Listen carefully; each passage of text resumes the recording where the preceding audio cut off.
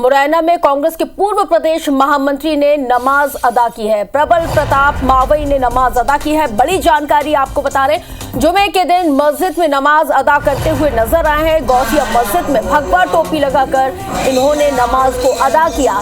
दिग्विजय सिंह के समर्थक बताए जाते हैं प्रबल प्रताप मावई। नगर पालिका उपाध्यक्ष मुरैना भी रह चुके हैं प्रबल। इसके साथ ही मामले में बीजेपी ने अब पलटवार किया है।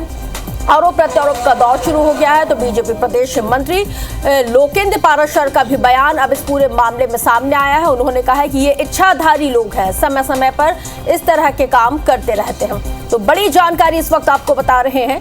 तो ये तस्वीर इस वक्त आपके टेलीविजन स्क्रीन पर है। तो चलिए हम आपको प्रबल प्रताप सिंह ने इस पूरे प्रकरण को लेकर क्या कुछ कहा ये भी आपको सुनवाते हैं।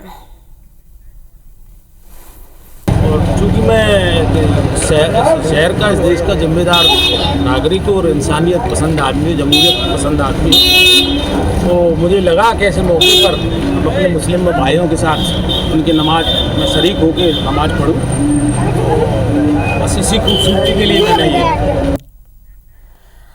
तो प्रबल प्रताप को आप सुन रहे थे। उन्होंने इस बात का जिक्र किया कि उन्होंने नमाज पढ़ी है। तो वहीं अब इस पूरे मामले को लेकर बीजेपी और कांग्रेस में आरोप प्रत्यारोप का दौर भी शुरू हो गया। कांग्रेस के पूर्व प्रदेश महामंत्री ने जुमे की नमाज अदा की, जिसपे अब प्रदेश में सियासत पुरजोर तरीके से देखने को मिल रही है।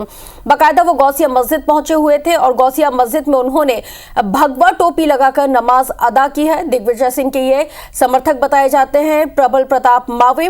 नगर पालिका उपाध्यक्ष मुरैना भी रह चुके हैं। इसके साथ ही अब बीजेपी को एक और मौका मिल गया इस पूरे मामले पर कांग्रेस को घेरने का।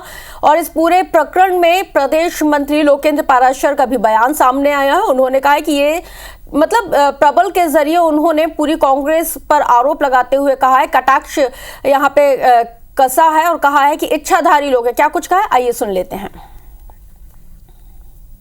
दरअसल होना ये चाहिए कि अपने धर्म का पालन और सभी धर्मों का सम्मान, लेकिन ये पाखंड करते हैं। ये इच्छाधारी लोग हैं, जब इनको जैसी इच्छा होती है वैसा काम करने लगते हैं।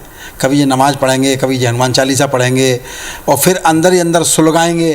कुल मिला के देश को कैसे बेपटरी किया जा सकता है, ये कांग्रेस की हमेशा से नीति रही है। तो इस वक्त हमारे साथ अजय धवले भारतीय जनता पार्टी से प्रवक्ता है, ये भी हमारे साथ फोन लाइन पर जुड़ गए हैं। अजय जी बहुत स्वागत है। और फिरोज सिद्दीकी कांग्रेस प्रवक्ता हैं। फिरोज जी आपका भी बहुत स्वागत है। धन्यवाद। अजय जी प्रबल प्रताप मावई के नमाज पढ़ने से आखिर क्या दिक्कत है?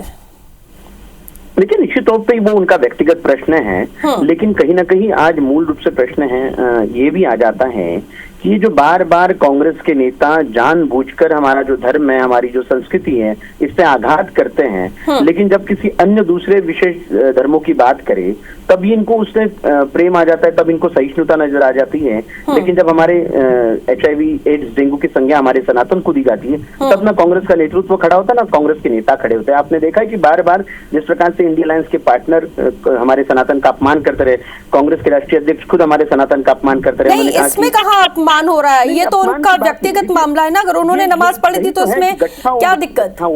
गट्ठा वोट बैंकों की दृष्टि से यदि कोई किसी धर्म विशेष कोई दिखाता है कि हम आपके साथ में हैं, लेकिन वही जब अपने धर्म की बात आती है उनके साथ में खड़े नहीं देते। आज कांग्रेस, ठीक है, फिरोज सिद्दीकी से मैं उनका रिएक्शन ले लेती हूँ। फिरोज जी भाई, क्यों बैठे बिठाए भारतीय जनता पार्टी को आप लोग मौका दे देते हैं? देखिए, जो लोग मूर्ख हैं और जिनको सनातन संस्कृति की जानकारी नहीं है, भारत की सनातन की जो तहजीब है उसकी जानकारी नहीं है, वो लोग इस तरीके की बात करते हैं। ये तो अभी तक हिंदुत्व हिंदुत्व चिल्लाते थे। जब एक बार हिंदुत्व को हमने कटघरे में खड़ा किया राहुल गांधी जी ने, तो अब ये सनातन सनातन बोलने लग गए। अब ये हिंदुत्व नहीं बोलते हैं, अब ये सनातन बोलने लग गए। अब ये सनातन बोलने लगे, धीरे धीरे सर्वधर्म समभाव पे भी आ जाएंगे। ये भारत के लोग हैं। ये कोई नया काम या अनोखा काम नहीं किया है उन्होंने। अगर आप श्री कृष्ण के ऊपर भजन देखिए तो रखान ने लिखे हैं। कोई नया काम नहीं किया, पुराना काम नहीं किया, लेकिन सवाल सबसे बड़ा ये है कि ठीक है आप नमाज पढ़ने गए हैं तो ठीक है, आपने भगवा टोपी क्यों लगा ली? दिक्कत तो इसी बात से है ना। टोपी का रंग से क्या ताल्लुक है?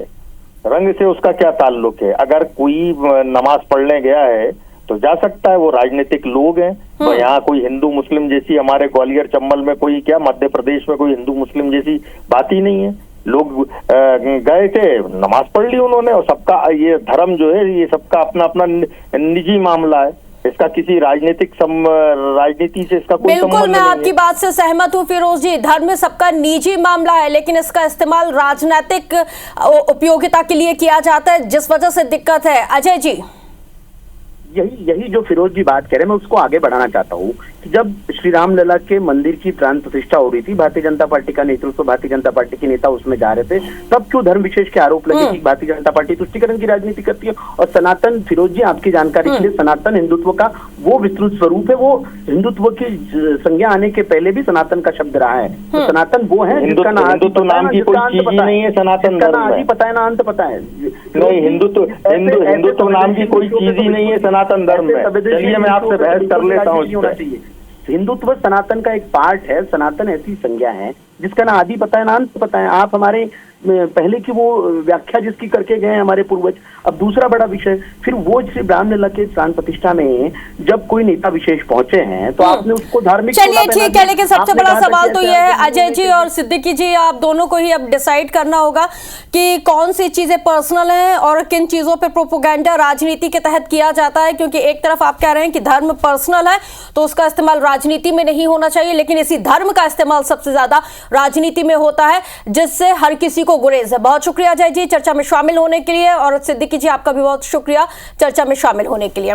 तो मुरैना से खबर हम आपको बता रहे थे कि मुरैना में किस तरह से अब नमाज पर सियासत हो रही है, और हालांकि होली का पर्व बहुत अच्छे से शांतिपूर्ण तरीके से संपन्न हो गया, लेकिन बावजूद इसके यहाँ पे प्रबल प्रताप मावई ने जिस तरह से भगवा रंग की टोपी लगाकर जुमे की नमाज को अदा किया है, अब उससे प्रदेश की सियासत में उबाल आ गया है। अब देखने वाली बात यह है कि ये उबाल कब ठंडा होता है या फिर इस पे और ज्यादा बवाल मचता है।